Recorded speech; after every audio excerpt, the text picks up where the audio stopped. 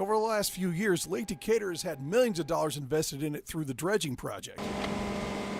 Now, the jury is still out on the impact it has had or will have on the fishing quality in the lake. But one thing that is for sure to make a splash are these.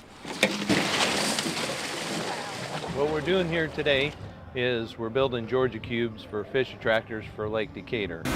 Now, anyone who fishes the lake with any regularity knows that the lake doesn't have a whole lot to offer in terms of fish habitat and structure.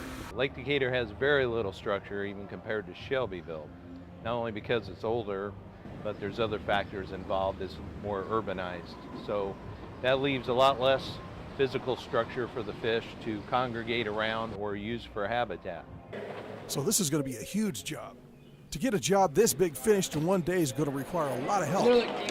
ADM, their interns, and Living Lands and Waters coordinated a build.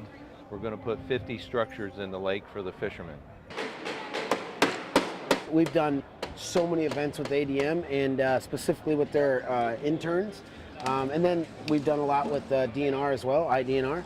And so we wanted to do something with both of them. We've done a lot of fish stocking events and different things with the interns. And today we're trying something different. And IDNR came up with the idea and we're like, no problem, we'll make it happen. And they did make it happen. Have them curve the opposite direction. Under Mike's direction, teams built the cubes, loaded them onto trailers, and then onto these boats. They're going to be placed strategically throughout the lake.